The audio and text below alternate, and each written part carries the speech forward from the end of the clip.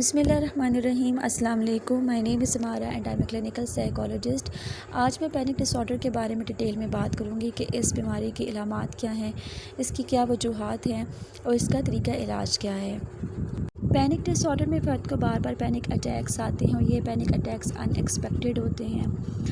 Basically panic attack کیا ہوتا ہے؟ پینک اٹیک میں فرد کو خوف کا احساس ہوتا ہے۔ فرد بیٹھا ہوا ہے، اچانک سے اس کے مائنڈ میں تھاٹ آتی ہے، اسے لگتا ہے کہ اس کے ساتھ کچھ برا ہونے والا ہے۔ اب وہ خوف محسوس کرتا ہے اور خوف محسوس کرنے کے نتیجے میں اس کی باڈی میں کچھ علامات آتی ہیں، جیسے کہ دل کی دھڑکن کی رفتار بڑھ جاتی ہے، اس کو پسینہ آنا شروع ہو جاتا ہے، وہ کانپنا شروع کر دیتا ہے، اسے لگتا ہے کہ اس کی سانسیں بند ہو رہی ہیں، اس کو چکر آنا شروع ہو جاتے ہیں، متلی کسی کیفیت ہوتی ہے، سر چکراتا ہے، اسے لگتا ہے وہ کسی اور دنیا میں ہے، یہ خواب کسی کیفیت ہے، اسے لگتا ہے کہ وہ پاگل ہونے والا ہے۔ کبھی کبھی فرد کو لگتا ہے کہ بس اس کی جان اب نکلنے والی نہیں، کہ وہ مرنے والا ہے، اور یا تو اسے بہت زیادہ سردی لگنا شروع ہو جاتی ہے یا بہت زیادہ گرمی لگتی ہے۔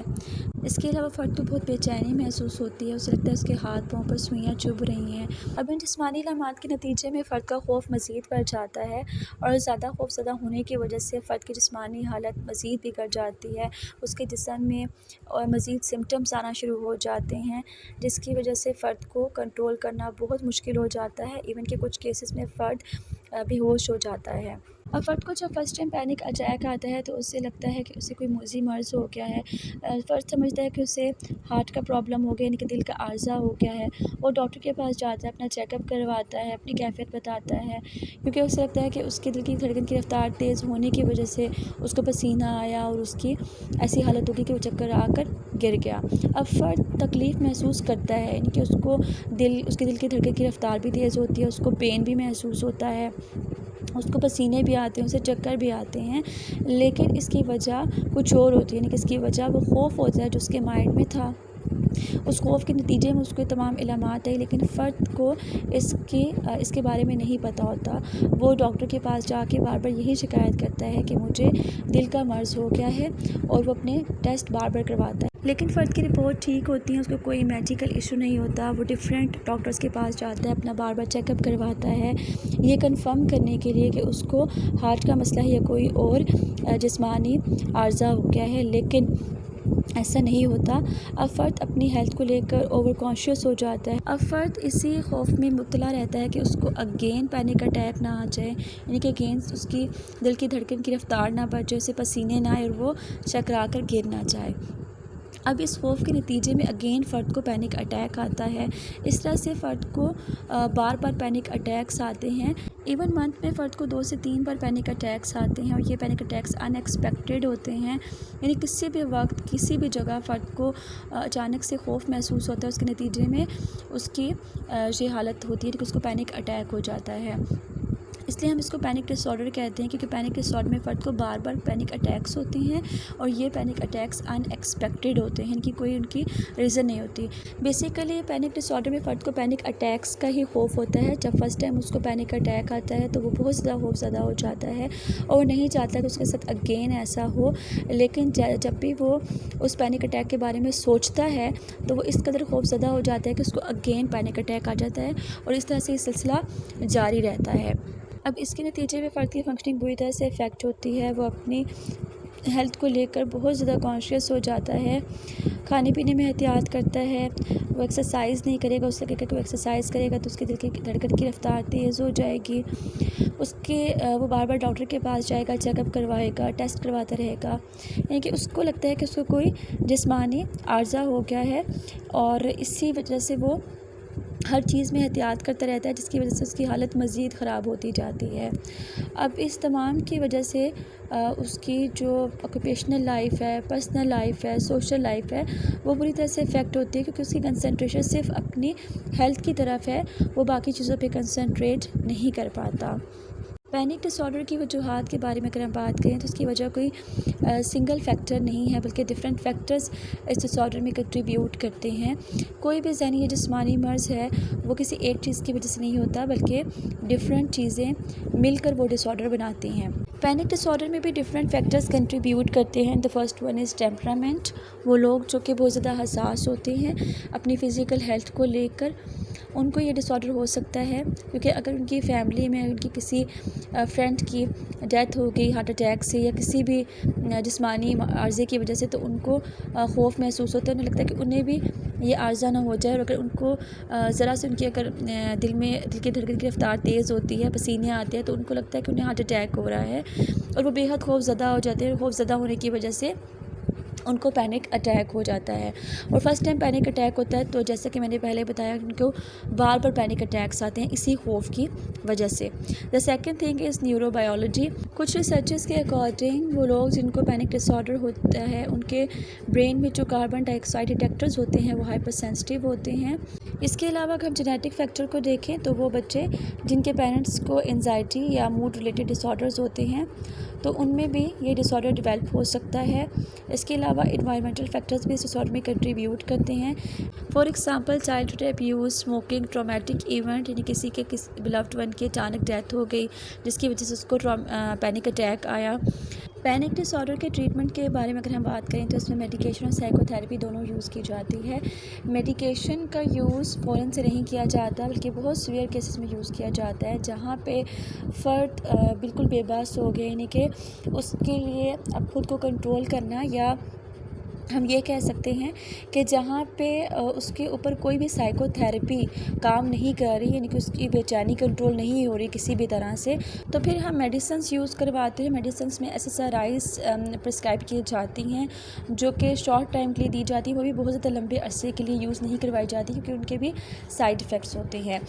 جہاں پہ سب سے زیادہ جو کام کرتی ہے وہ ہے سائیکو تھیراپی، یعنی کہ فرد کی سائیکو تھیراپی کی جاتی ہے۔ اس میں فرد کے تھاٹس اور بیہیویئرس دونوں پر کام کیا جاتا ہے۔ فرد کو یہ کہا جاتا ہے کہ وہ اپنی تھاٹس کو خود چیک کریں کہ کیا اس کی تھاٹس ویلڈ ہیں، اگر ہیں تو ایسا کیوں لگتا ہے، وہ ایویڈنسز پرووائڈ کریں۔ جیسا کہ میں نے پہلے بھی اگزامپل دی کہ فرد کو لگتا ہے کہ اسے دل کا عارضہ ہے، جس کی وجہ سے اس کی دل کی دھڑکن کی رفتار بڑھ جاتی ہے، اس کو پسینے آتے ہیں، چکر آتے ہیں اور وامٹنگ کی کیفیت ہوتی ہے۔ اب فرد کے ٹیسٹس یہ بتا رہے ہوتے ہیں کہ اس کو کوئی مسئلہ نہیں ہے، یعنی کہ اس کو کوئی بھی میڈیکل ڈیزیز نہیں ہے، اور فرد جب سائیکالوجسٹ کے پاس آتا ہے تو وہ ٹیسٹ کا ایک بنڈل لے کر آتا ہے، اور وہ ٹیسٹ یہی شو کر رہے ہوتے ہیں کہ اس کو کوئی بھی جسمانی مرض نہیں ہے۔ تو سب سے فرسٹ پوائنٹ یہی ہوتا ہے اس کی سوچ کو تبدیل کرنے کا، کہ آپ کی رپورٹس یہی کہہ رہی ہیں کہ آپ کو کوئی جسمانی مرض نہیں ہے، لیکن اگر پھر بھی آپ کو ایسا لگتا ہے تو آپ ایویڈنسز پرووائڈ کریں۔ اب فرد کے پاس کوئی خاص ایویڈنسز نہیں ہوتے جو اس کی اس تھاٹ کو سپورٹ کریں، لہٰذا فرد کو یہ ریئلائز کروایا جاتا ہے کہ اس کی یہ تھاٹس نیگیٹو ہیں، اس کو ان تھاٹس کو چینج کرنا ہے۔ اس طرح سے آہستہ آہستہ فرد کی تھاٹس کو، نیگیٹو تھاٹس کو پازیٹیو تھاٹس کے ساتھ ریپلیس کیا جاتا ہے۔ اس کو ڈفرینٹ ہوم ورک اسائنمنٹس دی جاتی ہے، کیونکہ فرد یہ کہتا ہے کہ جو فرد کے بیہیویئر میں ایک خاص چینج آتا ہے، وہ ایکسرسائزز نہیں کرتا، وہ اس طرح سے فزیکل ایکٹیویٹیز میں انوالو نہیں ہوتا۔ اس کو لگتا ہے کہ اگر وہ کوئی بھاری کام کرے گا یا ایکسرسائزز کرے گا تو اس کے دل کی دھڑکن کی رفتار تیز ہو جائے گی، اس کو ہارٹ اٹیک ہو جائے گا۔ اب فرد سے ڈیورنگ سیشن ہی کچھ ایکٹیویٹیز کروائی جاتی ہیں۔ اس کو کہا جاتا ہے کہ آپ بھاگتے ہوئے اسٹیئرز چڑھیں اور بھاگتے ہوئے واپس آئیں اور میرے سامنے آ کے بیٹھیں۔ جب فرد آتا ہے تو اس کی سانسیں بھی تیز ہوتی ہیں، دل کی دھڑکن کی رفتار بھی تیز ہوتی ہے، پسینے بھی آ رہے ہوتے ہیں۔ فرد سے کہا جاتا ہے کہ آپ ریلیکس ہو کے بیٹھ جائیں۔ اس وقت اس کی اٹینشن بھی ڈائیورٹ کرنے کی کوشش نہیں کی جاتی، اسے کہا جاتا ہے بس آپ آرام سے بیٹھ جائیں، کیونکہ 10 سے 15 منٹ کے بعد سانسیں نارمل ہونا شروع ہو جاتی ہیں، دل کی دھڑکن کی رفتار بھی نارمل ہونا شروع ہو جاتی ہے۔ تو فرد سے کہا جاتا ہے کہ دیکھیں یہ جو کیفیت ہے نارمل ہے، جب بھی ہم تیز چلتے ہیں یا اسٹیئرز چڑھتے ہیں، جب بھی ہم بھاگ کر کوئی کام کرتے ہیں تو آٹومیٹیکلی ہماری دل کی دھڑکن کی رفتار بھی تیز ہوتی ہے، ہماری سانسیں بھی تیز ہوتی ہیں، تو لیکن 10 سے 15 منٹ کے بعد یا آدھے گھنٹے کے بعد وہ نارمل ہو جاتی ہیں۔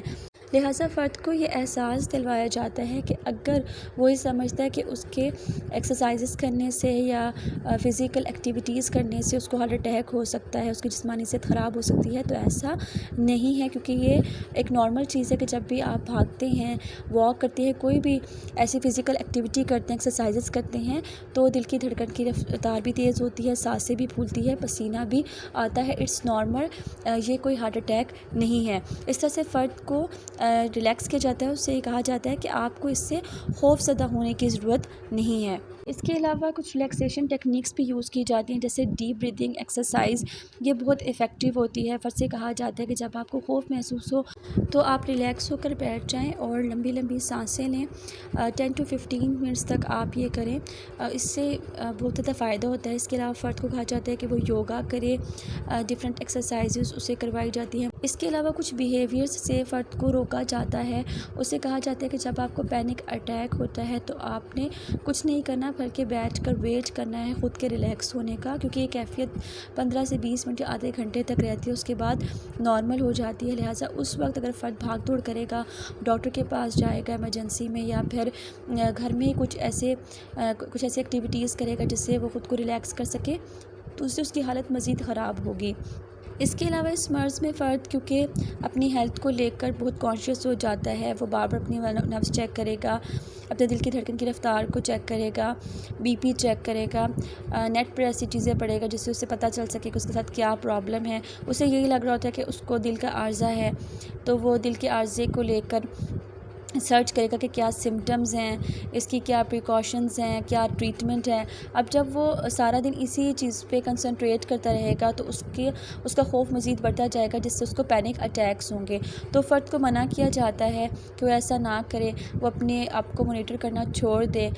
اس کے علاوہ زیادہ ڈاکٹر کے پاس نہ جائے، کیونکہ ڈاکٹر اس کو ایک ہی چیز کہتا ہے کہ اس کے ساتھ کوئی مسئلہ نہیں ہے، اس کو کوئی میڈیکل ایشو نہیں ہے. لہٰذا فرد کو منع کیا جاتا ہے. اس کو کہا جاتا ہے کہ وہ اپنے ان بیہیویئرس کو کنٹرول کرے، اور جیسے کہ میں نے آلریڈی بتایا کہ اس کے تھاٹ کو چینج کرنے کے لیے، بیہیویئرس کو چینج کرنے کے لیے اس کو ہوم ورک اسائنمنٹس بھی دی جاتی ہیں. سیشن کے دوران بھی اسے ایکٹیویٹیز پرفارم کی جاتی ہیں.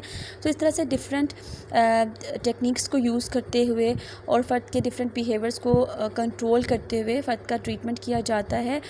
اور پھر بھی اگر فرد کو ٹریٹ کرنا ڈیفیکلٹ ہو رہا ہو تو پھر اس کو میڈیسنس دی جاتی ہیں. لیکن پھر بھی میڈیکیشن کے ساتھ ساتھ سائیکو تھیراپی یوز کی جاتی ہے، اور آہستہ آہستہ فرد کے سمٹمز میں امپروومنٹ آتی ہے. اس کا ٹریٹمنٹ ڈیپینڈ کرتا ہے کہ فرد اپنے اوپر ورک کتنا کرتا ہے. کوئی بھی بیماری ہے تو اس کا ٹریٹمنٹ ڈیپینڈ کرتا ہے فرد کے اپنے اوپر کہ وہ کتنا ورک آؤٹ کرتا ہے. It's all about today. اگر آپ کی اس کے علاوہ کوئی ایشوز ہیں جو آپ ڈسکس کرنا چاہتے ہیں تو آپ مرہم ایپ کے تھرو مجھے آن لائن کنسلٹ کر سکتے ہیں. اس کا لنک میں نے اپنے اس ویڈیو کی ڈسکرپشن میں دیا ہوا ہے. Thank you for watching. اگر آپ نے میرا چینل سبسکرائب نہیں کیا تو سبسکرائب کریں تاکہ آپ میری آنے والی ویڈیوز کو دیکھ سکیں.